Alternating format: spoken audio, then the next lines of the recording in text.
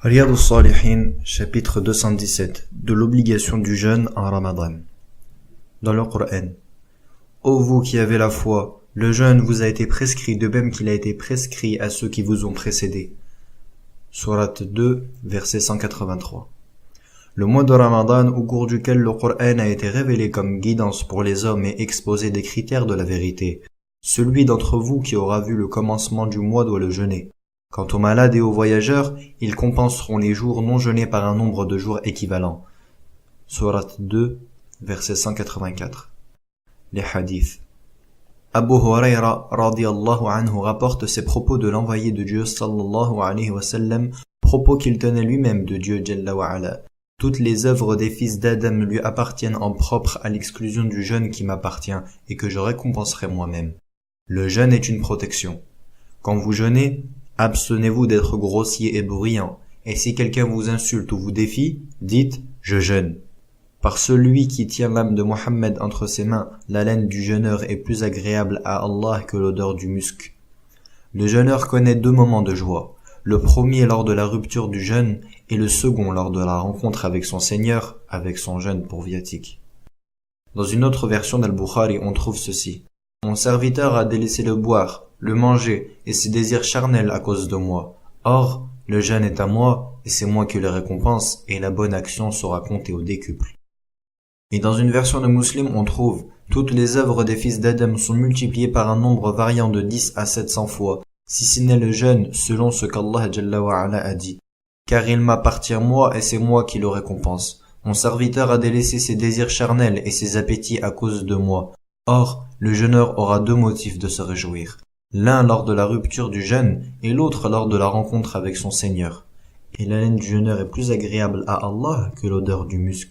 Abu Huraira radiyallahu anhu rapporte ces paroles du prophète sallallahu alayhi wa sallam. Quiconque fait don de 2 bêtes pour la cause d'Allah, ou quiconque accomplit 2 œuvres pies au service d'Allah, sera appelé au jour du jugement de toutes les portes du paradis.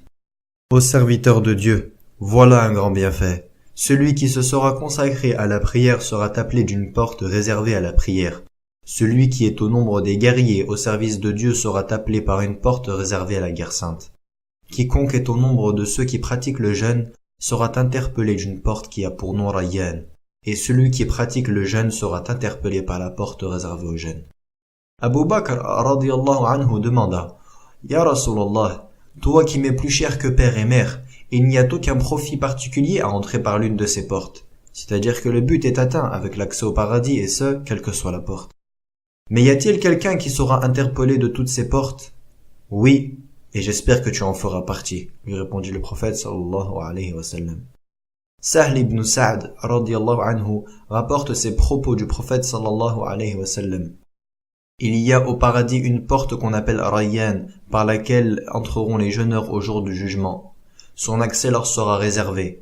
On demandera « Où sont les jeûneurs ?» Ils se lèveront et seront les seuls à pénétrer par cette porte. Quand ils seront entrés, cette porte sera refermée sur eux et nul n'y aura plus accès. Abu Sa'id al-Khudri radiyallahu anhu rapporte ces propos de l'envoyé de Dieu sallallahu alayhi wa sallam.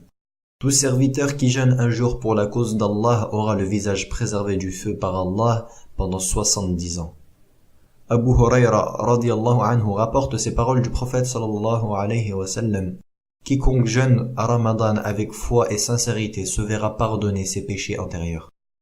Abu Huraira radiyallahu anhu rapporte ces paroles de l'envoyé de Dieu sallallahu alayhi wa sallam. Quand vient Ramadan, les portes du paradis sont ouvertes, les portes de l'enfer sont fermées et les démons sont enchaînés. Abu Huraira radiyallahu anhu rapporte ces propos du prophète sallallahu alayhi wa sallam. Jeûnez Ramadan dès que vous le voyez, et rompez dès que vous voyez la nouvelle lune, qui en marque le terme.